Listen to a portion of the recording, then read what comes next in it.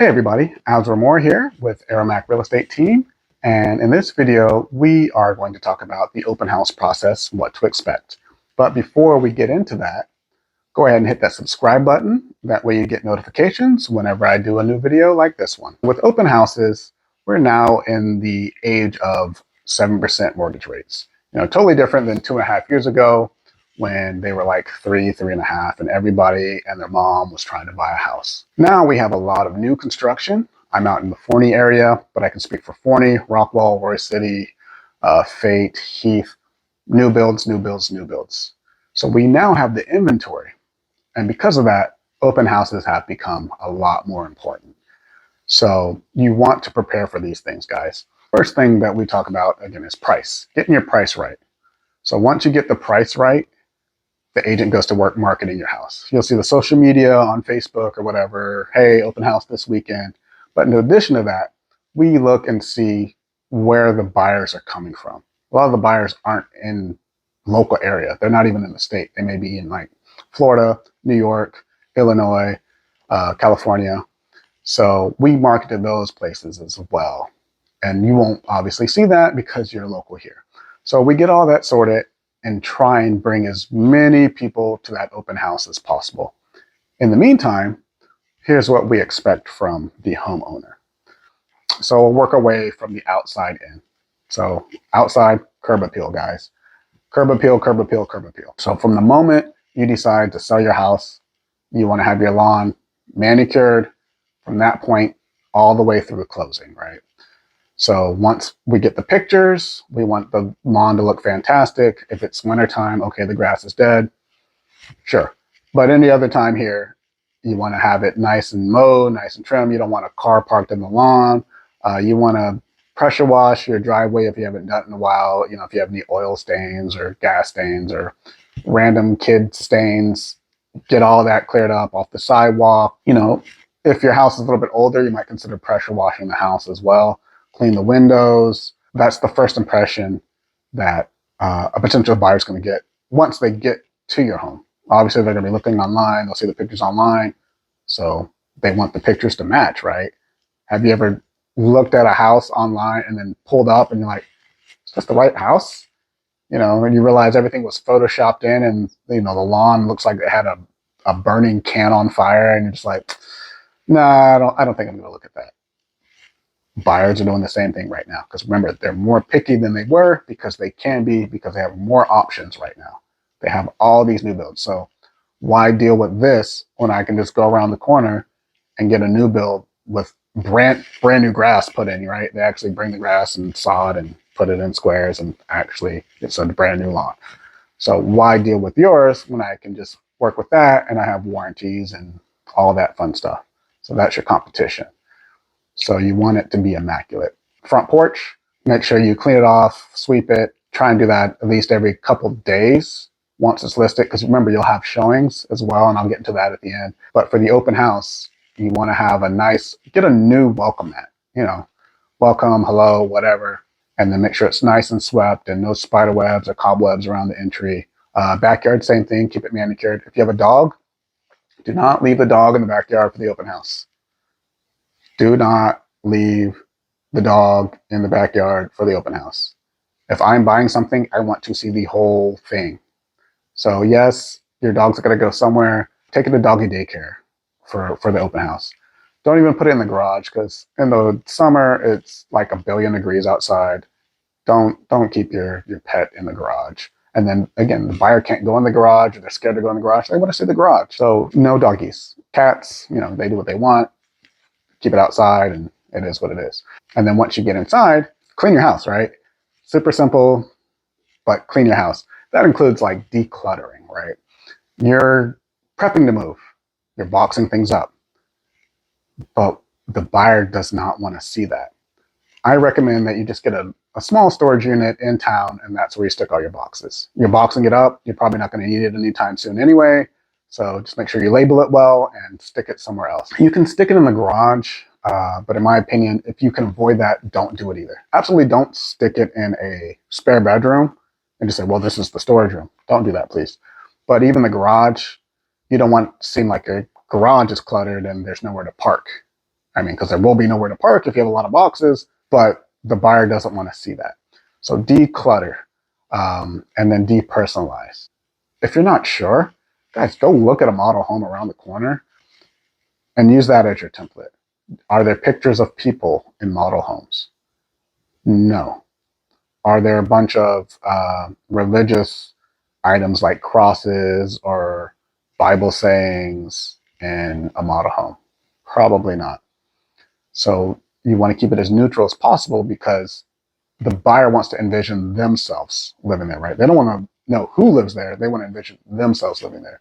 So they don't want to walk in and see a 4-foot canvas of you and your lovely family, which I'm sure you have a beautiful family, but they don't care, right? They're looking for them. Have you ever seen a trash can in a model home? I can't count the times someone asks me, hey, where do I throw this? And I'm like, take it with you, because they don't have trash cans because no one really lives there, number one. But that's just something you don't want to see. Keep it nice and spacious. And then you can kind of talk about like staging too. I can get into depth into that. Maybe I'll do another video about it. But you want to make minor repairs, nothing major. Say you have a room that's halfway painted, finish painting it. If you got your whole house is painted bright red, maybe consider repainting it a neutral color. Behind me, it's not neutral, but I'm also not, selling this place. So if I were, I would talk to my wife, who's an interior designer, and she would tell me what color to paint the wall, or we would hire somebody to paint it. If you have a neutral color, say, it's browns and now the colors are white or gray or whatever they are, that's fine as long as it's neutral. But if you have like a lime room and then a red room and then a blue room, you guys gotta get some uniformity in there and just, paint it a neutral color. So simple things like that. And then the morning of, you just kind of want to do a once over, make sure everything's in place. There's not any confidential stuff laying around. You want to secure valuables. And then I always recommend just opening the windows, leave them cracked for a couple hours before the open house to get that fresh air smell in the house, and then leave. Go away, take your pet with you, but don't hang out. That's the last thing a buyer wants, is the seller, homeowner kind of lurking about. And yes, I'm sure you're trying to be friendly and you can answer questions, but they don't feel comfortable. They don't want to speak freely with their agent or with me. So you guys leave, and then that's where the agent comes back into play. The agent's busy putting out open house signs around the neighborhood, off the busy streets, the entrances to the neighborhood, to attract any last minute potential buyers that weren't aware of the open house that was happening. So we show up, we put balloons on the mailbox, on the sign, whatever. We bring some cookies. If you guys want to make cookies, feel free to make them. I will happily hand out cookies and, refreshments. So we'll bring refreshments. We'll have a sign-in sheet. And then as soon as somebody walks in, we go to work. And, hey, welcome. How can I help you? What brings you here? And we try and break the ice. So that way, these people know that we are friends. We are here to help. We're not like, hey, welcome. If you need anything, call me. Or I'm sitting on my phone like, oh, hey. No agent should be doing that, but you'd be surprised. Agents do that. So our job should be to make them feel welcome, to be able to answer all their questions, and make it as memorable as possible. So that way, if they truly are interested in this home, they remember it. Because sometimes they may look at 5, 6, 10 houses in a weekend. How is your house going to stand out from the next one? And again, if it's an open house, if the agent's doing their job, that can help it stand out. If the agent's not doing their job, unfortunately, that can also help it stand out in the wrong way. Again, from the moment they pull up to that immaculate curb appeal, to the nice clean entry, to the warm welcome from the agent, to everything being put away and in its place, to the temperature being perfect, have it 72 to 74 degrees, all that plays into, if it comes down to your house or another house, which one are they going to go with? If everything else is the same, but that other house was 90 degrees and they were sweating balls, that may be the difference, right? Or if the agent was like, are you guys supposed to be here? Vice, hey, welcome. How can I help you? Let me know if you have any questions. Hey, what brings you here? Hey, love your shirt. Orange. Orange. I love orange. Something to break the ice. That can make all the difference. So then we move on to after the open house. So what to expect from after the open house is the agent will get all the information from the visitors off the sign-in sheet. A lot of them will have agents, so they'll end up talking to the agent. Hey, what was the interest level? We send out surveys and things like that. They'll ask about what they thought about the price, what they thought about the location, just overall. And it helps us put together a consensus of if we're priced too high, priced just right, priced too low, what could have been done better. Like if everyone said there was an odor in the back room, I may not have noticed it. You may not have noticed it, but now that multiple said it, I may say, oh yeah. And you say, oh yeah, that's where we normally keep the dog. And say, oh, got it. So we got to address that. So it helps kind of bring up problems that we may not catch prior to. And then from there, we just decide, okay, do we need to do another open house? Should we expect offers? And then in the meantime, you'll be getting showings. So showings are going to be the same way. Open house ready, showing ready. They're kind of interchangeable. Keep it decluttered. You're not putting up the pictures after the open house. Once the pictures come down, they stay down. Replace them with like a mirror or maybe just like, a scenic picture, city picture, something not as personal as a portrait. So showings happen, same thing. You want to keep the sink empty of dishes. You want to keep all the trash out of the house. So empty all the trash cans in the bathroom and the kitchen. You don't necessarily have to remove the trash cans for showings. Open house is big, but showings, 50-50, but you don't want a bunch of trash in there, right? You definitely don't want a bunch of trash in there. Same thing, you don't want laundry all over a bed because you didn't get a chance to make it. You don't want bills or any personal information out on, say, the dining table or the living room table or anything like that. You want to have this routine in the morning, right, of doing all this. Because yes, a lot of us now work from home, but some of us still go to work, right? So if you get a showing notification at 9 a.m. and you're at work, are you able to rush home and clean your house? Most of us are not able to. So that's why you want to go through everything first thing in the morning, make it part of your morning routine, and make sure the house is show ready before you leave that.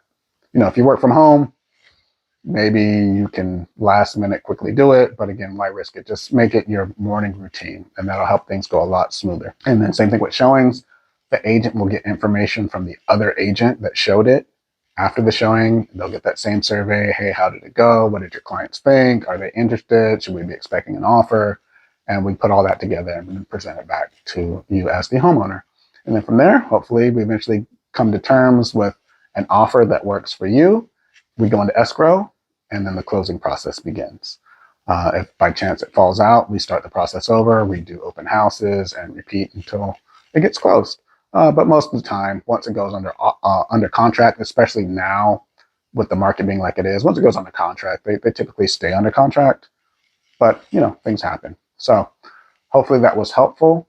I will provide a guide in the description, maybe a couple guides. I'll figure that out for you to download. That'll go more in depth into the open house process. And then I'll have an open house checklist that you can just put on your fridge as a reminder. Hey, it's the day of. What am I supposed to do? Oh yeah, crack the windows, get some fresh air in, change the temperature to something comfortable, turn on the lights on, and then leave. Got it. So I have a checklist of what to do a week before, day before, morning of, just as a quick reminder. So that way you can just quickly go through it every morning before you go to work while you're expecting showings, and everything will be fantastic, right?